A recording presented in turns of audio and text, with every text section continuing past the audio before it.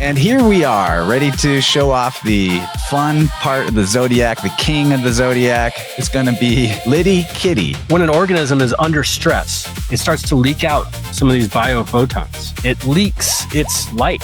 We think about the lion, we think about the king of the jungle. Yet you see the lion being tamed. He's being submissive. His tail is actually between his legs. St. John's wort blooms on the summer solstice like a clock. That's the day that he lost his head. All things John the Baptist are summer-oriented. He's like a walking apothecary. Sunflower, just looking at them brings joy. I see a lion in this flower. I see the lion's mane in the petals. Come and take my fruit. Take as much as you want. But don't take advantage of it. You got to be careful. Because if you don't, I'm going to stab you. She's the primordial mother. Whether or not your mother gave you those nurturing, warm feelings, this plant will. If you want to know what Leo energy is like, just look at this guy.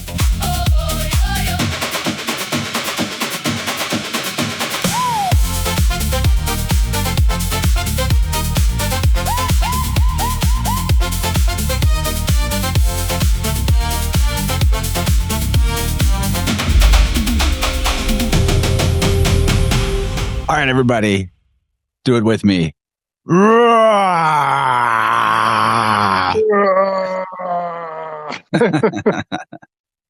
Welcome to Vibrant Leo Astro Herbalism edition. Very excited to be with y'all on this one.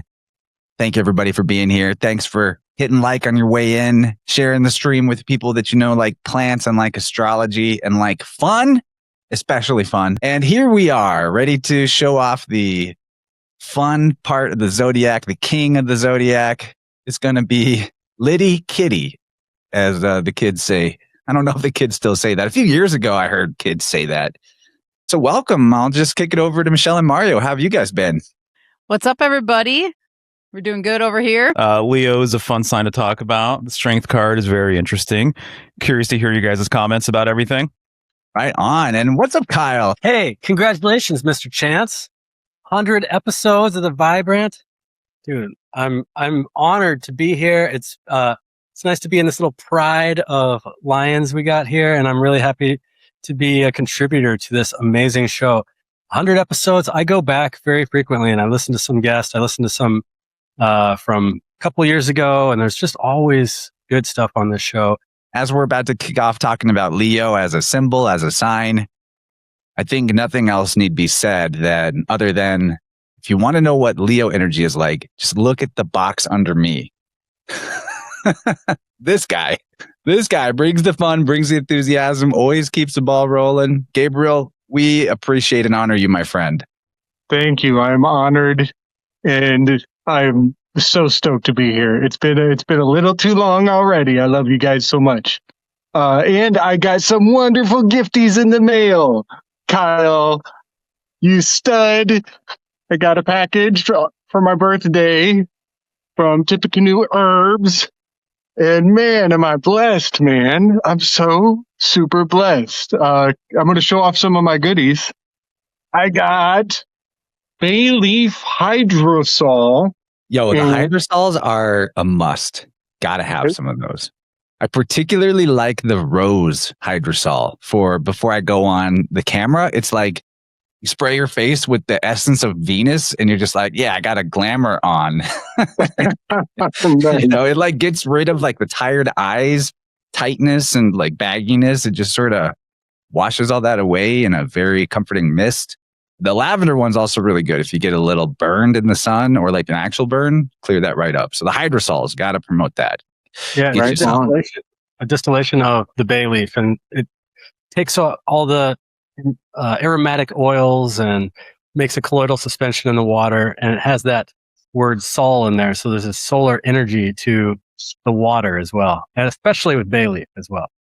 Yeah. So good. I just love it. I absolutely love it. And then I've got Sunny Comfort here. This is hawthorn berry, lemon balm, bay leaf, mugwort, motherwort, linen, and lemon verbena extracted in alcohol, local honey.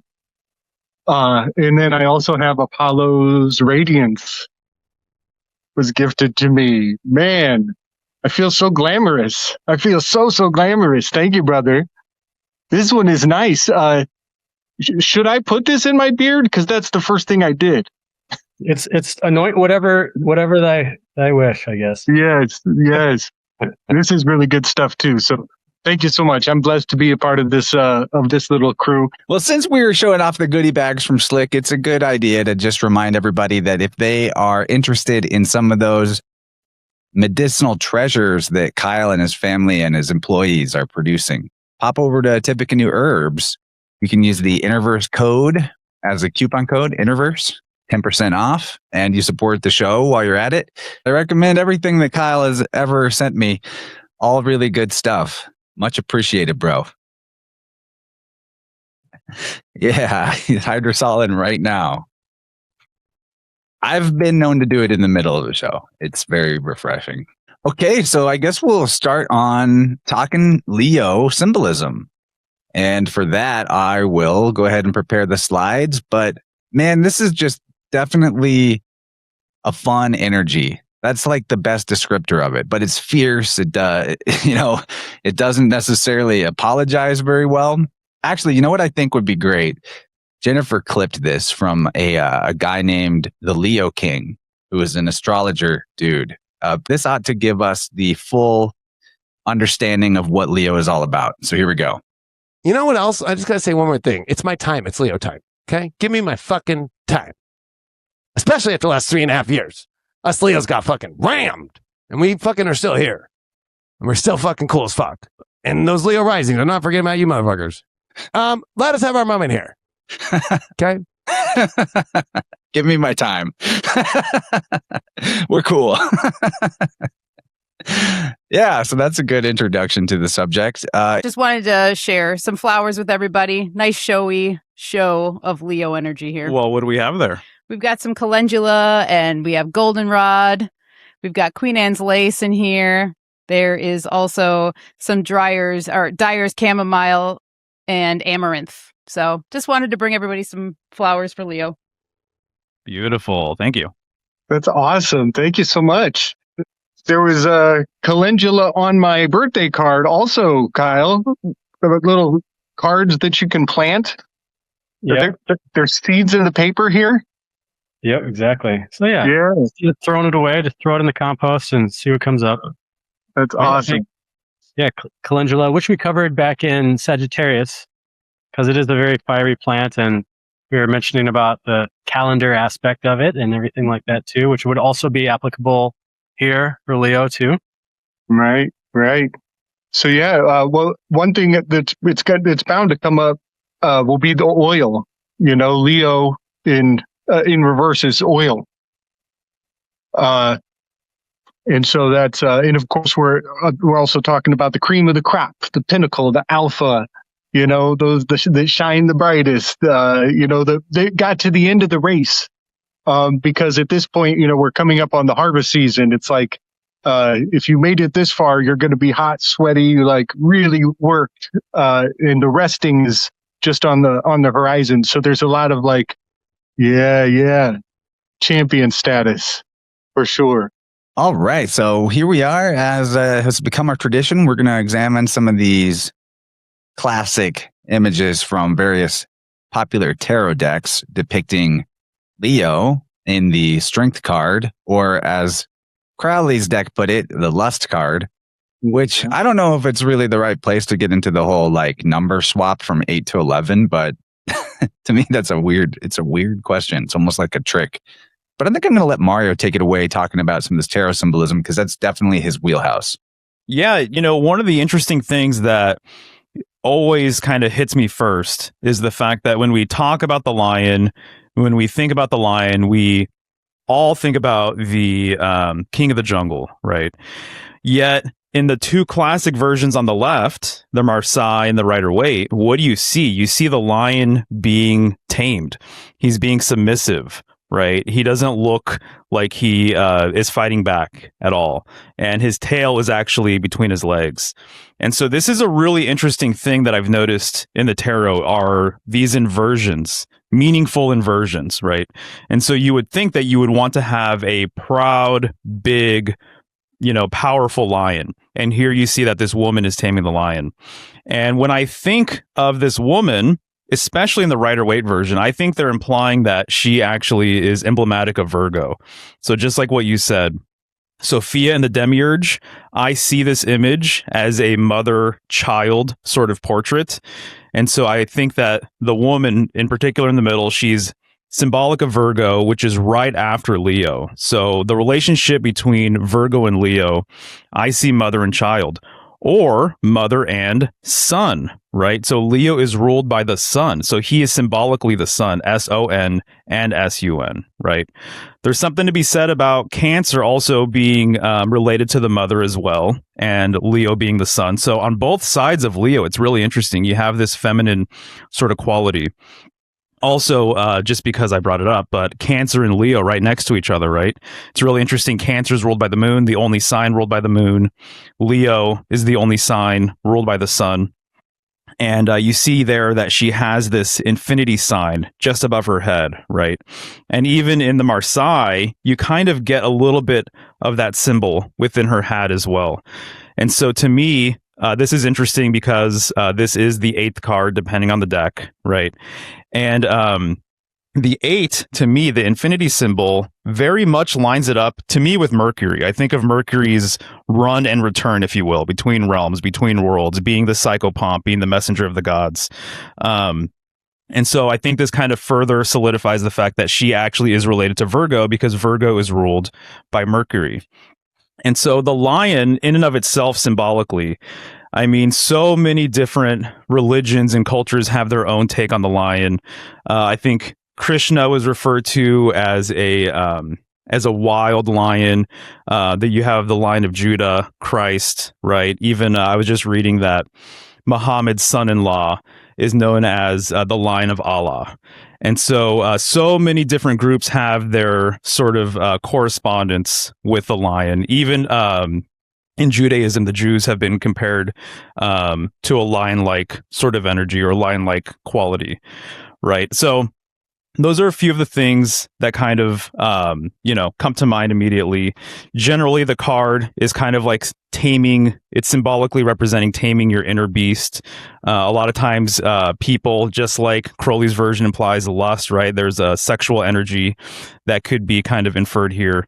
Notice that even where the head of the lion is, it's closer to, her midsection there.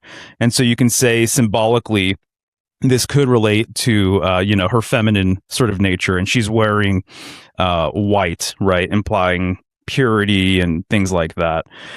Crowley definitely, he basically borrowed the symbolism of the Beast of Revelation, right? I believe it's 7 heads that this beast has. And you see this woman riding this lion. And then even it's kind of interesting. You see that the tail there, it's like a serpentine lion. This is really interesting because I've made videos about the relationship between the serpent, the lion, and the dragon.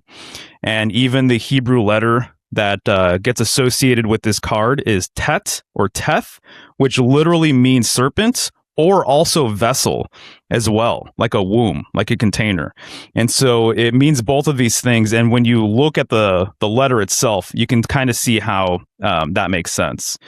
So the woman who rides the beast, the whore of Babylon, she's generally holding a chalice of filth full of abominations, right? And so that's what she has there in her right hand. And then you see the that point in the middle up top. It's surrounded by, I believe it's like 10 different horns. So those are a few of the things that come to mind immediately. I think of the lion and its power and its pride being its both its blessing and its curse, right? So the demiurge, right? The demiurge was known as being blind and ignorant and kind of tyrannical, and he thought he was the ultimate supreme deity, but he was failing to realize that there's actually a god above him, which is actually his mother, Sophia, the feminine. And so courage and pride, basically, if it's too much, if that's too present, if that's too potent, if that goes unchecked, obviously it can lead to, some not so great things. But yeah, that's what I have at the moment, I actually, the last thing, I do have notes here, but the last thing I'll say is regarding Virgo and Leo, some people have made the case that the Sphinx, the famous Sphinx in ancient Egypt, that it's actually a hybrid between Virgo and Leo, that the upper half would be Virgo, the lower half would be Leo, and that this was actually the beginning and end of their year. So Virgo and Leo combined symbolically represented the beginning of their astrological year and the complete cycle of the year as well. So I think that's kind of curious. But I'd love to know what you guys think. I'm thinking about the strength as related to the right-hand path and the left-hand path. And in this card, especially these cards where instead of forcing this animal to, be tamed, it almost is like the gentle aspect or the surrender to the ferocity of this animal is what helps it become in its most playful state. So on the left-hand path, we're kind of bending things to our will and, with the goal of the same goal as the right-hand path, which is surrendering the will to nature. And to me, that's really applicable in herbalism because I see allopathic herbalism as being sort of a left-hand path, trying to force the body into submission for suppressing symptoms or a desired outcome.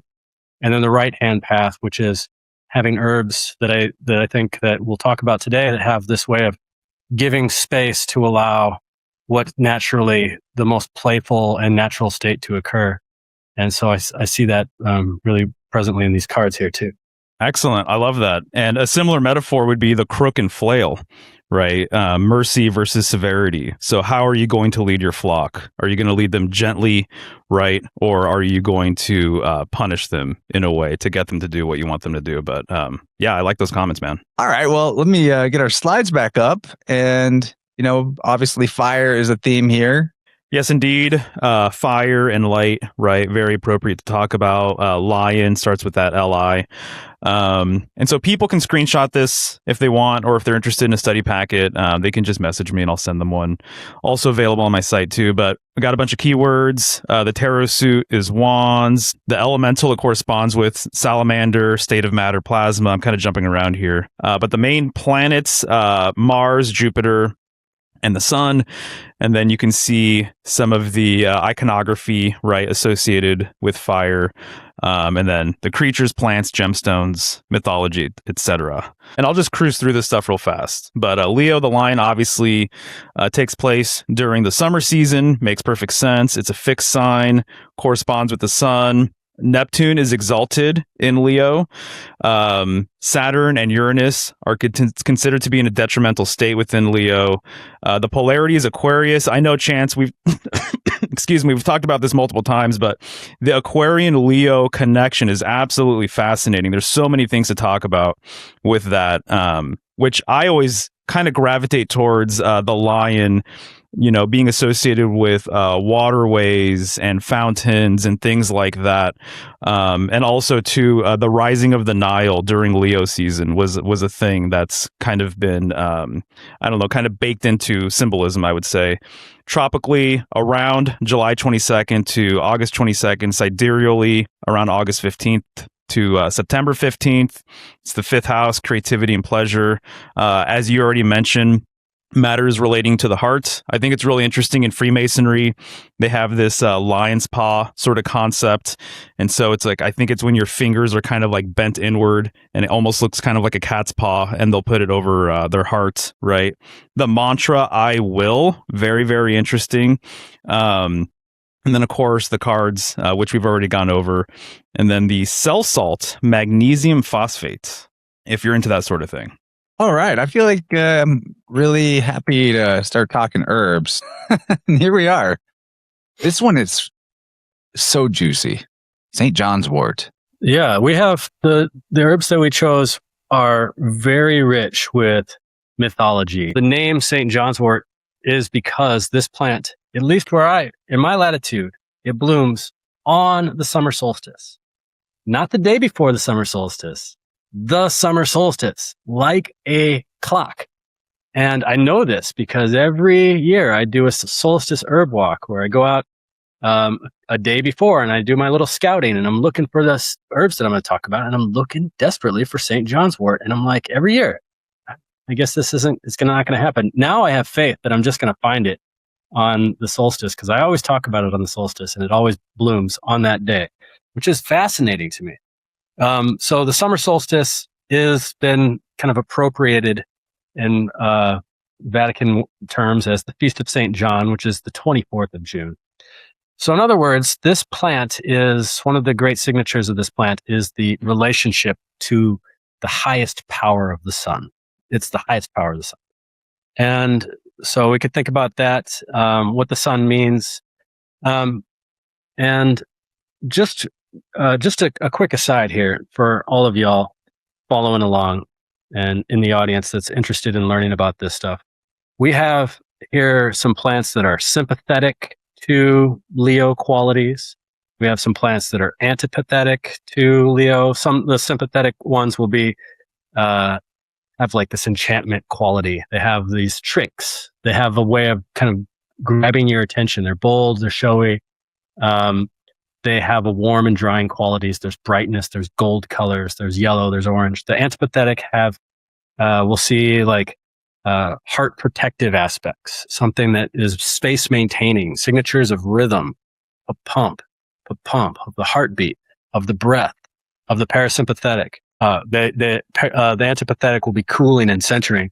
And I want to bring that up because I really want more and more people to just not have to rely on Michelle and I as the authority on, is this herb, a Leo herb? And because, we have our resources, but I don't always go by what Nicholas Culpeper or some of these other antiquated herbals say. I like to have the creativity to explore this for myself. And then also another great indication for the medicine of St. John's wort is in the botanical name. Hypericum perforatum, or hyper is Greek for above, over, icons, above the icon, above all of the icons. And then what's an icon? It's an idol. It's something that's false. It's something that is not true to nature. And something that we might give our attention to that's not true, that looshes away our power. And so in herbalism, some of the great medicine of St. John's wort before the 90s, people were talking about St. John's wort as like a quote unquote antidepressant, like I need an herbal antidepressant. And it's fitting into that left hand path of being like, herb for medical proprietary condition and people wanting to go with like an herbal route as opposed to. And prior to that, a lot of herbalists didn't really use St. John's wort as a quote antidepressant herb.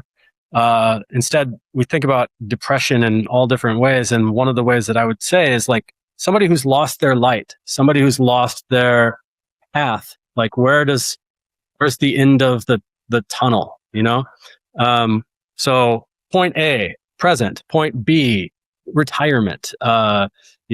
Happily ever after, love and marriage, whatever. And then the path gets broken up for whatever reason. The plant closes, so there goes the retirement, or the relationship ends. And somebody might have this darkness, like what's the direction now? If you ever dive deep enough into the water, it's scary when you get to the point where you're like, which way is up?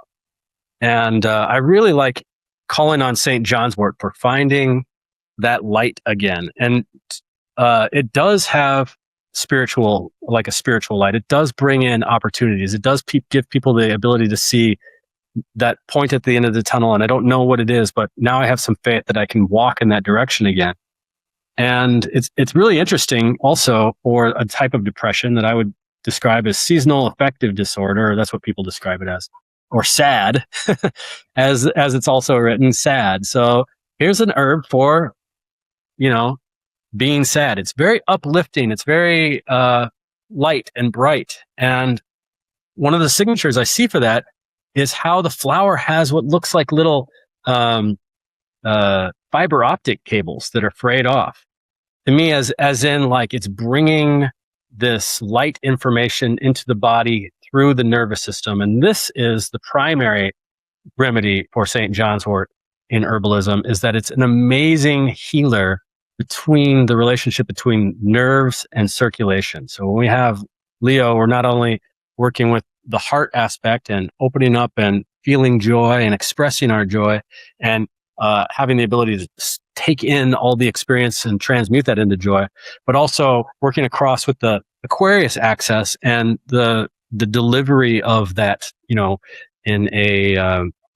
a way that has, working with the furthest tips of the body, the most peripheral way of delivering that information of light and what light is, the condensation of light into a physical matter from its most spiritual point of view to its to like a physical thing. And one last thing here I want to show.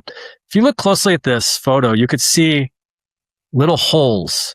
And this is indication of perforatum, which means it's like the leaf is like perfoliated. Like there's little tiny holes in there. And this is a great signature for me because I think of St. John's wort as a plant that will help us hold our light, keep our light within us.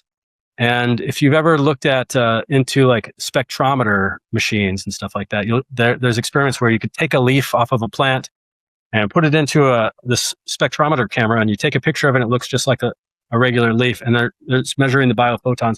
You take the leaf off of the same plant, and you give it a little stress. You chew it up, you call it a name, you flip it off or something like that. And you put it under the camera, and you take a photo of it, and where that stress has been, it starts to leak out some of these biophotons. You take the third leaf and, you really chew it up and you punch it in the leaf and you pick up some poop with it and you just really treat it badly and take a shot of it and it's just like glowing. And what that says is that when an organism is under stress, it leaks its light. It's losing its light. That applies to human beings too. Absolutely. Yep. It applies to human beings where we lose our light. Now, great masters can offer their light while maintaining and holding their light. But to me, the signature of St. John's wort and these holes is like, where are all the little holes in our field? When you do Qigong and you measure your Qi egg and you're trying to bring your mind's eye to, and then sometimes you're like, oh, there's these little holes that people stuck, some shade that somebody threw in, a nasty comment on YouTube or something like that. And you just take these little arrows out. They're like, you have your shield and the arrows go in the shield. No problem. But then you still have those little arrows in the shield, right? And it's the same thing. It's like little points that leak away our light. Those are icons. Those are idols. That's idolatry. That's giving away that light and attention to something that's not true. And so St. John's wort to me is a great reminder to our body. It helps our body remember to hold that light and hold on to the circulatory power of the light. Brilliant stuff, man.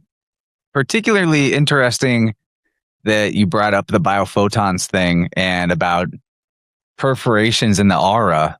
There's so much to that. Like curling photography that is revealed psychic vampirism actually causes punctures, like little dark tendrils come out of the energy drainer's aura and puncture and perforate I guess you'd say the victim's aura. That's a measurable phenomenon. Eating someone's light, although like you said, it's always about consent still. And the other reason I wanted to touch on that biophoton and that shielding element is because the most common place where one's auric field might actually get perforated or become leaky, in my experience, is actually at the heart level. And it is in the back left region that is most common to have an issue, because that's it's like your left armpit, the back of your left shoulder, sometimes up to the left side of the back part of the neck. Eileen calls the left armpit the pit of despair, because that's where we take on sadness or grief or anger from other people and or just bad vibes from the environment. A lot of people during cooties took on a lot of excess energetic darkness or stagnant chi because of how well circulated all of the depression and scariness was at the time. So I think one interesting way to talk about Leo as a theme would actually be for me to recount a story from a tuning client. I promised Gabe I would tell him this story because he's involved in it in a way, and unwittingly. Every tuning feels like a puzzle, and the pattern recognition part of it is what makes it so fun for me and why I think I'm so drawn to it as a practice. I'm just going to call this client D. So D came for a tuning because she wanted to get over a fear of public speaking. So there's a very Leo thing right out the gate, because that's what Leo is definitely for. It's like center of attention, all eyes on me, that type of thing. And she was planning on giving a talk that had to do with the science of the heart. So there we go. We're on a Leo theme again right there. And as I continued into the tuning, I realized that a big theme of what was holding her back was this idea of protection. And I feel like that's also a very symbolically Leo aligned thing, which we'll see more of as we delve into the plants that are in our slideshow. I start working on the right foot, and I find, as is very common, a got off on the wrong foot type of birth story, where actually she died when she was born because she was poisoned when her mother was overly anesthetized in the hospital. So she died temporarily. She did as a baby. And her mom, this is all stuff she couldn't really know, but this is the sense I got as I was working with this, was that while her mom was also knocked out, people have out-of-body experiences whenever they're knocked out of their body by drugs like this. They might not even always remember these out-of-body experiences, but you can knock out the body and the memory holding capacity, but you don't knock out the consciousness. Consciousness is the thing that is eternal. It's always there. So her mother, during this birth experience, had a powerful intent that was projected of protect my baby, because of what she could see was going on in her out-of-body state where they're trying to revive the baby. And this actually put this like energetic implant in Dee's energy field that worked as a shield. But protection is a two-sided sword in a way. And one of the ways protection works is by avoiding being seen or heard. And as we started working in the left hip, I found that she was holding on to this humongous fear of being exposed. And as we dug into it, she told me that this fear was not like nervousness or anxiety. In fact, her left ankle, where that type of feeling would hang out, was actually clear, but it was existential fear, like survival, life or death fear. And so I began to work on this left hip, and we found there a second near-death experience that had been more recent.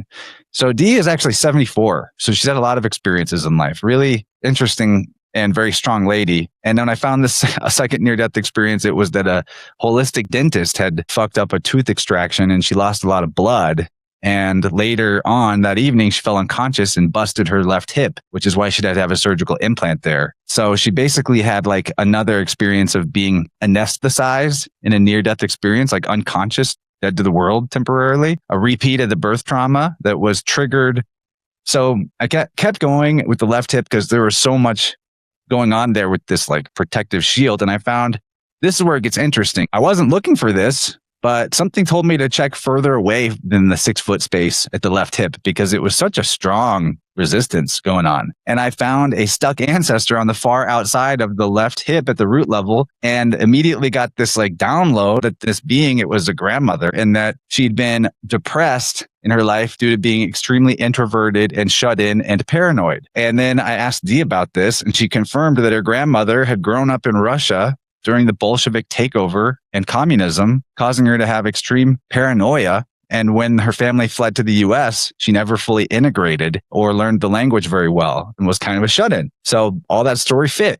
And her fear of other people was keeping her from going to the oneness. So I asked this ancestor to try a little bit of light, let in a little bit of this source energy. It's okay, it's safe. And that was helping. Then I asked for assistance, like a divine messenger guide type energy. And in my mind's eye, I literally saw our Gabriel show up and walk this grandmother into the light. And he was smiling just like that right there. And it was really helpful. He made it happen. I continued investigating some of the ancestor stuff. This grandma and all her sisters had died of lung and heart issues, despite none of them being smokers or anything. This grandma in particular, the Stug ancestor, had died of lung cancer. So the lungs are where we hold grief and sadness and depression. And then back to the concept of the anesthesia type of near-death experience, I found out that her grandfather, married to this grandmother, had to play dead at one point to not be murdered by the Soviets. So pretending to be dead as a, anesthetic, that type of deal.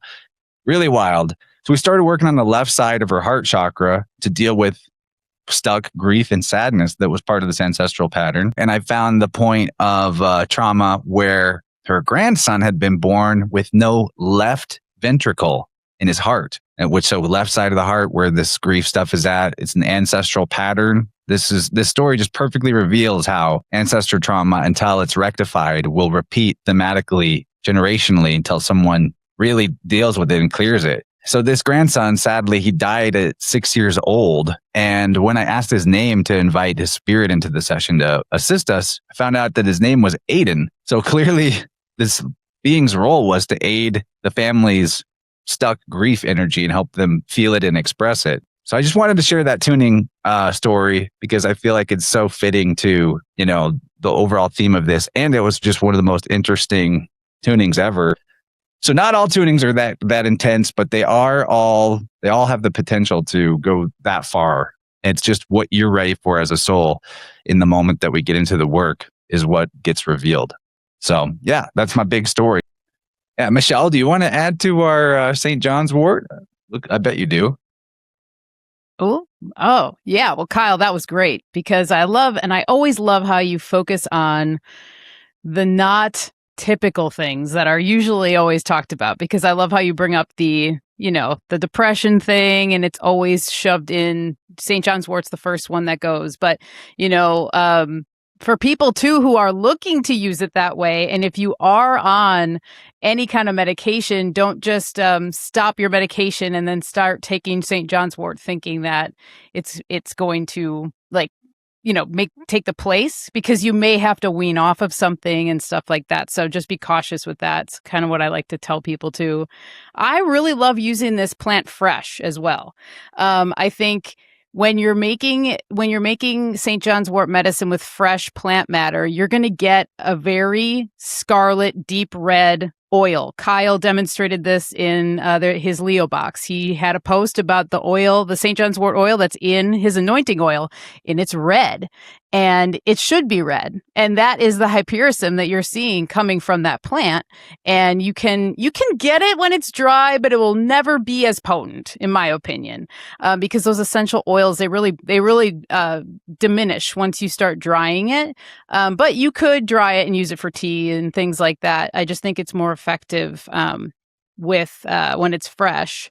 And one of the other signatures that I always love about it, and we spoke of Matthew Wood earlier, but shout out to him, I learned this from him, is that if you look at St. John's wort from the top down, you'll notice that the plant makes like a cross. There's crosses that go all the way down the plant. And so it's another signature of St. John's wort, and it's kind of like holy-esque sort of vibe that's going on. So that's another thing to look for when you're trying to identify it. There's also a lookalike out there, which is usually more in the garden sections of plant areas because it's a false St. John's wort. The blossoms are quite large, but it looks very similar. It even has that same frayed pistil formation, but it's a lot bigger and the leaves are a lot bigger. So just a little shout out to that. If people are, going out and harvesting it, there's a few indicators there if you find the false St. John's wort. You can actually tell if it's medicinal by taking the head of St. John's the Baptist wort. Yep. And squeezing out the blood. Yeah. Love that. Wow. I was just going to ask if there's something about the flower that has unique properties to the rest of the plant. If the decapitation was intrinsic to its use. Yeah. That's a great question. And you can kind of see it in this photo a little bit. But when you're looking at the edges of the flowers, you'll see like tiny, tiny, they almost look like black dots. That's where that hypericin lives. So you'll be able to, oh, shucks, you'll be able to get that on your fingers. And then the perforations also hold an essential oil as well. So that's where that's at. And I always like to look at those perforations as like, they're also a way through. You know, if you are in a state where you're not feeling so hot, hello. You know, if you are in a state of not feeling so hot about certain things, or you're wanting to work through traumas or things like that, I find St. John's wort to be a really good companion because of that kind of gateway sort of thing that those perforations show you as well. Just have to say, Kyle, your boy looks like the kid on the Sun card. You know, in a lot of classic versions of the Sun card, and usually the kid is on a white horse in front of a brick wall, and so right. yeah. So you're always talking rides about me like the horse too. Oh, right on, nice. And he's Davide, named after King David, the first king of the tribe of Judah, the lion. There you go. You got to Oh, man, I recreate love the sun card while he's that size. Go find a white horse, make it happen. I have a few things I'll add in about St. John's wort. It's such a elaborate, so much to it. Actually, before that though, there was something I wanted to say at the beginning of the stream. It was in my notes, but I never looked at my notes. So this is a good time to just take a little moment. I'd like everybody here, if you have your hands free, or at least one hand free, maybe even do that lion's paw thing that was brought up. Put the hand or the hands over your heart. Just take a moment right now to feel the gratitude for the organ, the living conscious entity that is your heart. And if you need assistance feeling that gratitude, just consider this. The entire time you've been here, every year, every month, every day, every hour, every minute, it has never stopped beating. Or if it did, it started again pretty soon. It is an amazing, amazing part of your life. And it will continue to have just that steady, always there for you, right at your center, powerful energy for the entirety of your incarnation. In fact, incarnation even has the car phonetic in it. So just want to make sure that the hearts get a little love and recognition, because man, they don't even, for being the Leo thing, they don't even ask for the recognition. They're going to do it one way or the other. Sometimes Leo's like, I'm not doing it until you at least tell me how good a job I'm doing or how great I am. But the heart, I think, likes that. So now that we've given thanks, I wanted to talk about the name Hypericum. That's the father of Western medicine. Hypernicus is right there in the name, which is fascinating. And then the whole hyper meaning above is interesting with the context of St. John and his decapitated head. And the head was kind of like a head of Mimir thing, similar to the Norse. It's the head and the wisdom. It maybe even potentially spoke wisdom to the Templars if they allegedly had his head.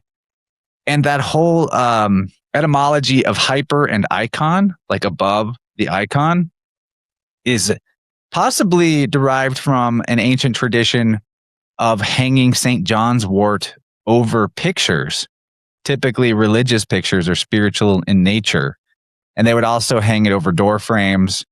It was all about protection against evil and demons and for cleansing energetically. Other rituals I came across were throwing St. John's wort into the fire and leaping over the flames as a way to cleanse your body of evil spirits, which is, what they considered sickness before germs were an idea. The Celtic St. John's wort traditions called it Sol Terrestis, or the terrestrial sun. And it was known to protect people who were wandering in the woods from getting taken by the fairies or having tricks played on them by the fairies. And I also heard allegedly that the plant was so valued as a healer of wounds that there were sometimes battles that were fought in a time and relation to the location of the flowering St. John's wort. because the power of the ability to potentially keep the people from losing half the men in their village versus only losing a few meant that, the rules of engagement were occasionally that we're going to fight near the St. John's Wort so we can at least, not have as bad a casualties, both sides. So that was a couple folkloric fun elements. I have at least a little folklore about most of the herbs on the list. And yeah, anyone else want to give any thoughts on this one before we move forward? I can comment on that because I actually carry some of those folk methods through today. I put a bouquet of Hypericum above my door at the herb shop, along with yarrow, as for the purpose of protection. And it works. People will come in and they'll stand under it. And a lot of times you could feel their energy coming in. They have a negative thing. And I maintain my space, just like I maintain my auric field here. I also maintain my herb shop. It's a really big extension of myself. And so people will come in and they'll stand under that and they'll just be like, man, I'm out of here. And it happens all the time. And it stops working after 1 year. Repels the demons. I know when it stops working because I get, let's just say, breaches, like intruders, like people will come in with their negative energy and it'll start being weirder and weirder. There'll be solicitors and stuff like that. And so it's like, oh yeah, I got to go get some more St. John's Wort and hang it up there, and then clears it out. And then there was another one that I was, elf shot is what I call it. When the elemental spirits are fucking with you. I call it elf shot. Like they get their little tube and they you're trampling around their territory and they don't like you listening to your podcast while you're going through the woods or something like that, and not being respectful. So you get elf shot. And sometimes you just get turned around in the woods like, I think I've been here before. And so calling on St. John's Wort for that, but also it doesn't have to be like out there in the woods. It's like, where are my keys? I know I put them here somewhere, like it's just like that your keys end up being where you normally put them anyway. And you look there 1,000 times, but sometimes if I just conjure up the image of offering some St. John's Wort, here you go to St. Anthony and his way of delegating lost things to the elementals. I don't know how it works, but it works. And so I definitely like calling on St. John's Wort for elf shot, I call it. Another trick will be like turning your clothes inside out or putting your shoes on the wrong feet, because the elves will just like, I can just imagine they're just like laughing, like they want poetry, they want something fun to happen, and they'll give you pass through their realm for making a fool of yourself, or offering St. John's Wort as a gift. So those are my comments on that folklore that I've employed. Man, that's brilliant. That's brilliant. So next time I lose my keys, I put my shirt on backwards. Yeah, put your shirt on backwards, put your glasses on upside down. Do something that looks funny, Oh, that is some dank advice. Oh my gosh, I can't wait to try it, man. That's great advice. Wow. Okay. That's really good stuff, man. Yes. So some of my notes, for one, the thing about the thing above your door having an expiration date, that it only lasts for a year, and then you've got people start seeping through the spell, makes me think of Abraxas, whose name is 365. The gematria of the isopsophy of Greek Abraxas is 365, and that of course is on the strength card, the tail of the lion there.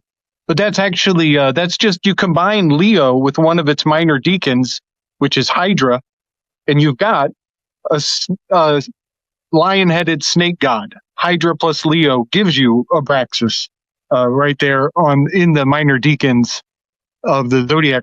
But then also Hypericum perforatum is an HP. There's your a high priest, one who is selected to go to the high place to commune with the higher powers. So many things HP, and that's also an 8 and a 7, an 87. Very mercurial number.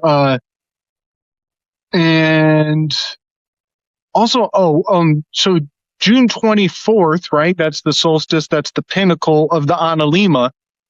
And then when you come down and you cross the X, that's the day that John the Baptist was decapitated. So John the Baptist Day is at the crown, at the pinnacle. And then when you come down at the neck of the Analema, that cutting of the X at the bottom, that's the day that he lost his head. So we have all things John the Baptist are summer oriented. And that's just so perfect because he's a walking alchemy set. He's like a walking apothecary. You know, he's got like bugs encapsulated in honey. The whole card in the Rider-Waite deck, the whole card is encapsulated in honey. You know what I mean? And that's because he has these insects, locusts that they capture in honey. The whole thing is probably infused with opium and other monopollinated, potential medicines. And then there's a St. John's. There's the astrotheological element of the beehive cluster being, and Camelopardus. He has the camel hair shirt, all of that. He's wandering in the wilderness, which is the heavens where no man can go, the metaphysical. Marty has a lot of really good stuff about John the Baptist, Marty Leeds, and the astrotheology of all those little details of his story and the components of it. Nice. I just want to mention the St. John's wort is not the same as Artemisia, right? Two different things, right? Two different things. St. John's wort and mugwort, also called sometimes St. John's herb. Both have like a association with St. John the Baptist. But okay, well, this is interesting because when you take S off of the word St. John, it becomes Tujon. T-John.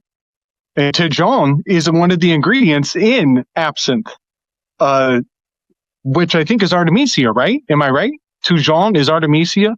Yep. Wormwood specifically, but same family as mugwort. Yes, definitely. Okay, so I'm in the same umbrella, but I'm like just off on the ingredient list by a degree. No, yeah, but you're right on. There's totally the huge connection here. Yeah, nice. Well, yeah. So I think, and another thing, he does those baptisms outside of the city, down by the river. He's in the public. He's out in the wilderness. Yeah. So we're looking at initiation. We're the initiation of the summer there with that June 24. Oh, and sun baptizes too in a fun way. Like when you're bathing in sunlight, that's a baptism of its own right. Yeah, that's a great point, actually. Love these connections, as always. And here we are with Motherwort, Leonaris cardiaca, also known as lion-hearted. Sometimes you'll hear it named lion's tail, but we're going to talk about a plant called lion's tail later, but sometimes you'll see motherwort referred to that. This is one of my all-time favorite plants. I've talked about it quite a bit. People who know me in any way probably have heard me talk about this one, but man, you have to honor it when it comes to Leo because she's all about the heart. And she is in the mint family, and a lot of times the mint family plants bring us a lot of calm. So that is one of her best attributes, in my opinion, is calming the heart, calming feelings of panic and fear, uncertainty, grief, and shame. And the way I like to look at this is Motherwort, she brings the comfort that only a mother can. And sometimes that might not translate to somebody. Maybe somebody had a really bad relationship with their mother. A way to look at it is that she's the primordial mother. She's the mother goddess that we all are connected to. So you can't deny these qualities of a mother, whether or not your mother gave you those nurturing, warm feelings or not. This plant will. So that's how plants work in my eyes. And I feel like all of us here can probably say the same, that they can take place for, people or things, emotions that you might not be able to grip as hard, or you might have a harder time translating something or remembering a memory of somebody that brought these feelings. But a plant like Motherwort can do that. And for me, this is a plant that I worked with a lot and I still work with. I've got her right here. I take Motherwort before every stream because she really does just bring calm to any sort of feelings of uncertainty. If you have heart palpitations, if you're having panic attacks, with sometimes a few drops, Motherwort can really bring you down. And I found her to be very valuable while I was going through, I would call it dark night of the soul kind of stuff. When you're doing a lot of trauma work, when you're experiencing loss, she is somebody that you can call on and bring to you, and she will really just bring the comfort that you need. Sometimes too, when you're in these states of feeling really down and stuff, we can kind of get lost in those feelings, and it might take you out of the game for a second. One of the things I find Motherwort great for is she helps you to mother up, so to say. So she kind of helps you step back into that role that a mother needs to do. She needs to take care of herself so that she can take care of everybody around her, needs to make sure her home is in order, that she is present and here so that she can be present for the other people so that they can be present, if that makes sense. So it's just this like continuation, this cycle that I see Motherwort having. She also has, when you look at the stalk here, you can kind of see it in this photo, but if you touch Motherwort, it's spiky and it can actually be pretty painful. And so it always reminds me of how a mother can be so soft and warm and welcoming. But if you do something to upset her or whatever, she's going to snap and she'll show you her teeth, or she might have to bring out her spike to teach you a lesson. So I feel like the spikiness of this plant, which is particularly on like where the seed pods form and stuff, is kind of a reminder to be gentle with yourself, be gentle with Motherwort, and to not take her for granted, because if you do, not so fun things happen, really. Let's see what I have else here. This is just a wonderful ally for women in general, men too, but this is a regulator for menstruation, for feelings of, angst, or you're maybe heading into menopause, maybe you're in menopause, you're having hot flashes. This is a great remedy for that, to bring cooling to those times.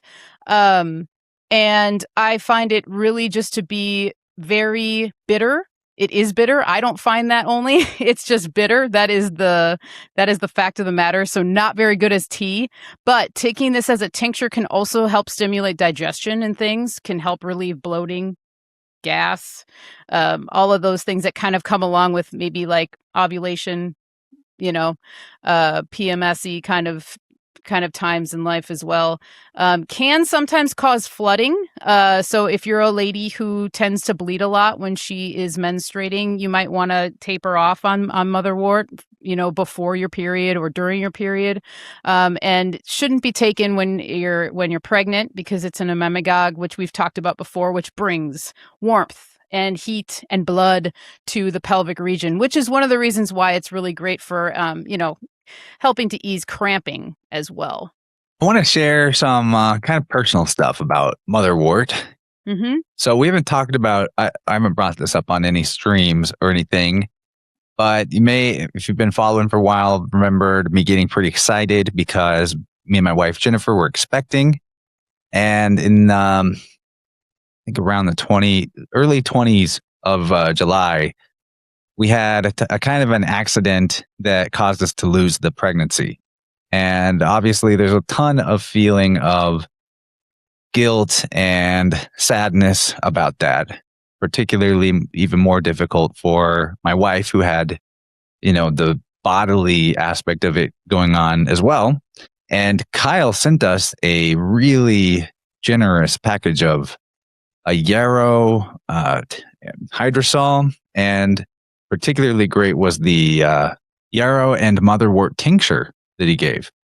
And just as an example of how powerful this medicine is, the first couple of days that she was taking it, there were a lot of emotions that started to uncork, and it kind of felt like things were worse for a day or maybe a day and a half, but then everything sort of evened out. And it was like all of the sense of things being on hold and being on pause that had lasted, almost felt like almost 2 weeks, a long time, relatively speaking, of life kind of just being on hold while we were dealing with the difficulty of that grief.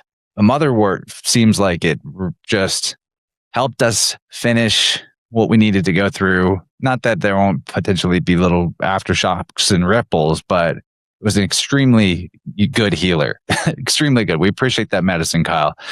And now we're back in our normal flow of loving and enjoying life and excited for what the future can bring, and knowing and trusting that was just what was meant to happen, and we needed that experience in that way. And it's all good, and it's all part of the divine plan. But we brought up saints a little bit, and Saint John. One thing that was really interesting, the morning after, overnight we had lost the pregnancy, Jennifer got a phone call from a random number, and she's just brand new to having a United States-based phone number. So she's not really on any lists for solicitation or anything. Hasn't had a chance to start getting a lot of telemarketers. But the morning after our, dark night of the soul, so to speak, she got a random missed call from a number from St. Joseph, Missouri, a town in Missouri. And St. Joseph is the saint of the patron of the unborn, who is one who guides and cares for and offers healing and forgiveness for people who've experienced the loss of an unborn baby. So there's like some kind of legitimacy to this idea of the saints, whether it's a kind of like collective psychic egregore, it's a way through symbolism that the creator can just reach out and touch us and say, it's all okay, it's part of my plan, or I don't know what, but it was a very powerful thing to notice that, the saint that is exactly for the situation we were in called us in a way that morning. Is a little nudge. So very powerful. I have a long lost biological brother. His name is Joseph. And I think that Joseph Chance is the Ophiuchus. I think, that's we've put forward before that Joseph is repped by Ophiuchus in the sky clock. Well, there's a couple of biblical Josephs, but yeah, thunder is rumbling as I'm telling that story. And thanks everybody for letting me share that. It's kind of been on my chest, so to speak. I haven't really told the world as much yet. Maybe Telegram people knew. But we're doing well, and then we appreciate all the love and well wishes we received and the support and all the people that let us know how normal that experience is, or how common it is, and how people easily have children after that. And we were in the mode of a happy accident, but as my buddy Gardner told me, it's like we're more the type to put the intention in and do it on purpose. So I think that experience was just to show us that we're ready and that's what we want. Chance, man, thank you so much for sharing that beautiful story. There's so many people that are healed by just listening into the things that you share and you're so open with, and taking things off your chest in Leo season. And so I love you, and I love Jennifer as well. And thank you so much for sharing that. Hey, I just ran to the garden and I got some Motherwort here. And I just wanted to reinforce a little bit about what Michelle was saying. She was saying you can't see it so much on the picture, but there's a couple signatures too. We have the 3 points here, and that's usually an indication for fertility. There's the Trinity, the mother, child, and father, so to speak. And we have this very obvious signature of the rhythm of the heart, pump, pump, pump, pump. And wow, it looks like an EKG if you just did the outline. Right.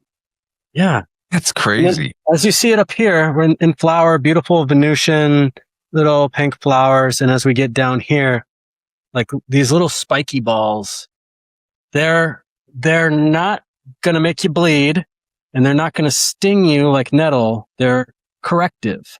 They make you become presently aware. And that's another thing that I love to, like, Motherwort is probably the most made medicine. That's the medicine that I make more than anything else. And so one of the things I always like to teach about Motherwort is that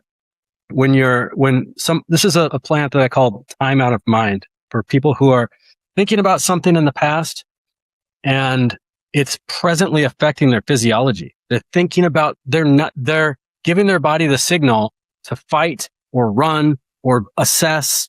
And it's kind of holding that tension space. Or not even that, but in the future, oh my God, like, what am I going to do? What am I going to say on Vibrant tonight? I can't sleep. I'm so excited. And not being present, right? And then when the antidote for that is, like Michelle said, you take a bite of Motherwort and it's so bitter. It's so bitter. Bitters make things flow, but they also make them flow right down right here. Like, there's nowhere else I could go if I tried right now. My body has to be with this flavor. I'm going to try to go to the beach in Florida. Oh, I can't. I'm going to try. My mind can only be present with this. And that's the flavor of it. So that's what it does for our body, is it not only offers that space maintaining in this toroidal field. Look at that torus. It's like a beautiful torus field there. And around the stalk, like the heart field. It makes it a little prickly for anybody that wants to come in to our grieving space. And then it lets everything just flow presently, brings us back to our rhythm, brings us back to our presence in that motherly corrective kind of way, you know? It's awesome. I'm so glad that Michelle was like, I'm going to talk about Motherwort, because yeah, this is one of my very most utilized herbs for sure. It's a great one for anxiety of the mind as well. And so, yeah, of course, you know, lots of uses for it in women and pregnancy and stuff like that too. But fellas, you know, if you're feeling out of presence, out of being here in the moment, get yourself a little Motherwort tincture. It's great. You know, I wonder about the power of these medicines when you are compelled upon tasting them to say, "Ooh, that's bitter." Everything is bitter now. I feel bitter. I'm so much bitter now. Better. You're hearing it, aren't you? Now, I don't want to take the magic out of that spell, but that has worked for generations past, and even if we forget I said it tonight, it's going to happen for generations to come.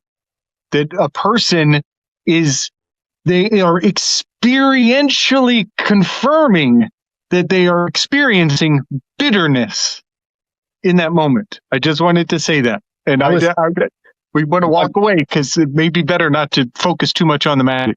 Let me give one more. My mind was anywhere but here. But now it's here. Some fun things about Motherwort were that there's folklore wisdom that says that you want to brew Motherwort into a tea and strain it and put the liquid into your bath or into the rinse water when you're laundering the family underwear and socks, specifically underwear. Somebody try that and report back to me. Motherwort underwear. But I don't want mentholated underwear though. I got to say that kind of sounds dangerous. Oh, they also say you can, instead of covering, you know, your junk with Motherwort juice, to just keep a packet of it hidden with family photos. So it's just somewhere in a hidden, protected location, Motherwort with the photos of the people that you consider dear, that you want to be blessed and protected. I think that's pretty cool. Oh, Kyle, can I play these Angelica clips before we get into Angelica? Let me set them up. Okay. I'm going to talk about Angelica as the common name of the plant is Angelica. It's also the botanical name, and rightfully so. It is very much connected to this Psychopomp angel, and in the ways that we can imagine an angel as a messenger of God in the field, and also as the guardian angel, the placenta. And so I want to show two 20-second videos. One of them with the whole profile of Angelica, and I want you to take a look at the leaves as it passes through the leaves. There's almost like little specks of angelic light all throughout this plant that if you look straight at it, you can't really see it, but it's kind of like a side of vision, kind of specks of light all throughout the tips of the plant. And also the signature of how the head comes out of the stalk, which is going to be a great significant signature for I'll get to that, but it has a lot to do with birth and placenta. Okay. So go ahead and I'll tell you about placenta. Okay. So this is look at that. This is the unbloomed, and it looks like this membrane is like a vaginal lips. So the crowning head coming through.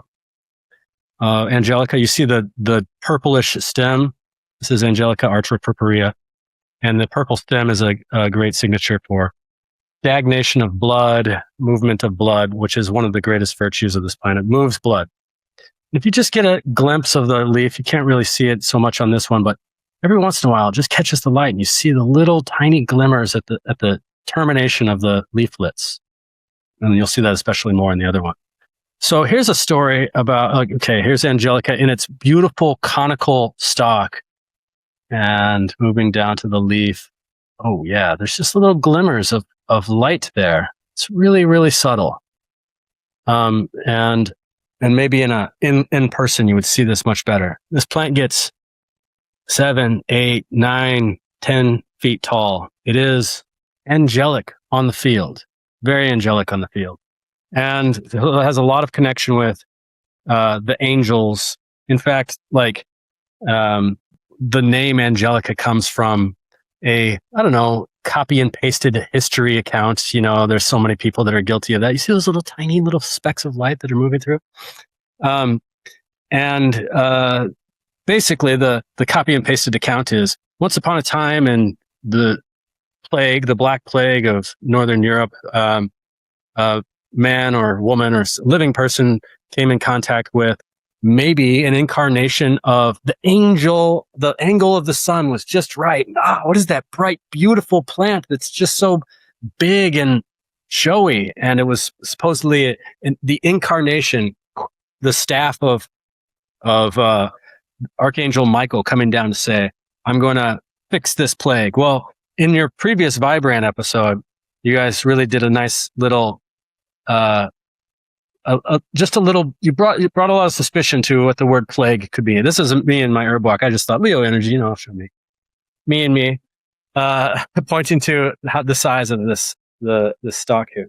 Dude, that plague revelation was a mind blower. I think that plague idea has legs. I'll let you unravel it though for people that weren't there. Yeah. So, the Angelica came in this guy's dream, or he saw it in the field, and it said, "I'm the cure for the plague." And so that's where it's got its reputation. It's like this cure all. And in a lot of old herbals, it's said that Angelica can fix any affliction, right? So it has this very, very powerful association with just about anything. Well, whatever the plague was, the bubonic plague, bringing germ theory into question of, it's funny if you look at the Wikipedia page, it says, it was spread by rats and fleas, and person-to-person citation needed. So yeah, we're going to need that citation there, buddy. We're going to need that citation of person-to-person. Can people get sick from living in squalor? Of course. Can they get sick by living next to rats and fleas? Of course. Could they get sick lots of poop? Could they get sick person-to-person? Sure. Could they get sick person-to-person because of an alleged, germ or something like that? Well, citation needed, right? So can somebody come into an area and take away a population who is very closely connected to the land, and they're living, with their spiritual elements, this plant being one of them, and having that spirituality supplanted with, let's say, the Roman Church, or with Asiatic horde or something like that. Okay, so there's your person-to-person. And then this plant also it's a sacred plant to the Laplanders, northern Finland. I'm hoping Mario's bells are starting to ring here, because this is a very polar-like plant. It's up there. There's not a lot of trees, but it's one of its names is ground ash. Ash being the Yggdrasil, the tree of life. And so here's a very tall tree that you'll see on the plains that has this elements of the firmament of the stars. And then here, this is the hollow tube right here. So here's the tube of Angelica. A lot of times it's used as a flute. But as you can see, whenever there's a stalk that has such a hollowness to it, this is always a signature for Psychopomp, between realms, going between this realm to that. Now, what realm? It's the messenger. It's the angelic messenger. So it's going from our earthly realm to a heavenly realm, bringing the messages of God for purifying the blood. It's a great heart warmer. It's a great detoxifier. It moves the blood. It's warming and it's bitter. So the plants that are warming and bitter are very fantastic in herbal medicine because they work on the parasympathetic and the sympathetic nervous system. They equalize the blood. They move things out. And so that would be good for chest congestion in general, heart congestion. And in Ayurvedic medicine, the word is, the Sanskrit word for this is charoka. Charoka. Sounds like Cherokee. Charoka. Yeah, Charoka. Sounds like Cherokee. And charoka is, in Ayurveda, this plant is not used so much for its physical elements of purifying moving the menstrual blood, pooling blood in the bottom of the body and moving blood in the heart, but it's used more for pacifying the wind and pacifying the earth. So kapha and the vata doshas. So it's helpful for psychosis and getting people off their ass and being lazy. So this, going back to Finland now for a second, this was called bear root. And the reason why is because the Sami people would observe that the big bears going, Ursa Major, the big bears would go into their caves in the wintertime, and they were big kapha-like earthy beings, and they would come out in the springtime when this plant is blooming in around Beltane, by the way. And the first thing that they would find is aromatic roots to move their digestion and get them going. So you have the archetype of the bear in its big form and its emaciated, let's say Vata, just got back from like the dreamland world. This is the Vata. This is what Vatas are always doing. They're like, how do I convey this information? It's like, man, you got to eat first. That's the first thing you got to do. And so Angelica is a great pacifier of psychosis. And I think it is like probably the best spell breaker plant. It's my herb of the week in my herb of the week series. And I just myself had Angelica come to me in a lucid dream state. And it gave me, a remedy for something that I think is completely original. I've never heard any other herbalist talk about this remedy. And I think that Angelica, this is what it told me, because it's a remedy for psychosis and for cutting the bullshit and for moving things out and purifying things and having a bold heart and being rooted and moving between the realms. It's a remedy for the alien psyop. So we're going to need some herbs for that, y'all. And I think we could start with Angelica. This is one that I was recommending to a lot of people in March and April of 2020 for this reason, because I think it's a great plant for clarity and clarifying and breaking spells. It's in the carrot family, so it's got the umbrella-like aspect. And then here's my final story on Angelica before I turn it over. When my son was born in February, it was a cold night, cold day. Baby was delivered, I have him in my arms, hand him to his mom. First thing that we administered to her was 2 milliliters of Angelica root tincture. Why? Because it births the placenta. And it has all of these signatures of the placenta. It has that polar tree symbolism, looking from down to above. It has the birthing symbolism of the head moving up from the stem. And so this was the last meal, I should say, that they enjoyed together as mother and child unit before that guardian angel was what's the word? Not delivered, emerged. I have to keep correcting my language away from the legal stuff. You know how it goes, y'all. But emerged as a guardian angel for my son. And so I like to call on Angelica as well to heal the relationship that we have with our own placenta. I think this is a really good plant to work with. And so I know there's a lot of weird stuff, aliens, your long lost placenta. But here's one last weird one, is that I put a drop of this into vinegar when I boil it to clear the chemtrails, as like calling upon Archangel Michael to like totally crush, because he's a real crusher, and it works. It works really well for me when I use my little tiny intentional potions. Just a drop of Angelica. How could a drop change the sky? I don't know. Thy will be done, not my will be done. That's kind of the I will Leo thing. So yeah, that's all I got on, that's not all I got on Angelica, but that's all I'll say. Excellent. I love it, man. And yeah, my Ursa Major senses were absolutely tingling. Very cool. I'd love to chime in about a couple things here. When you were talking about Bear Root and you're talking about the polar stuff, obviously I am thinking about Ursa Major Minor. And I learned something pretty cool recently, and I shared this with Slick because we were on a show recently together. But I came across a quote reading a very polar-centric book that I thought was very interesting and unlocked something regarding angelic symbolism, I would say. And so the quote is, 14 is the number of the 2 7-star constellations revolving around the interstellar axis. And so what the author is referring to is the 7 stars of Ursa Major, the 7 stars of Ursa Minor. Combined, you have 14 stars. Well, it's interesting because both of those constellations, right, are dippers. So they're vessels.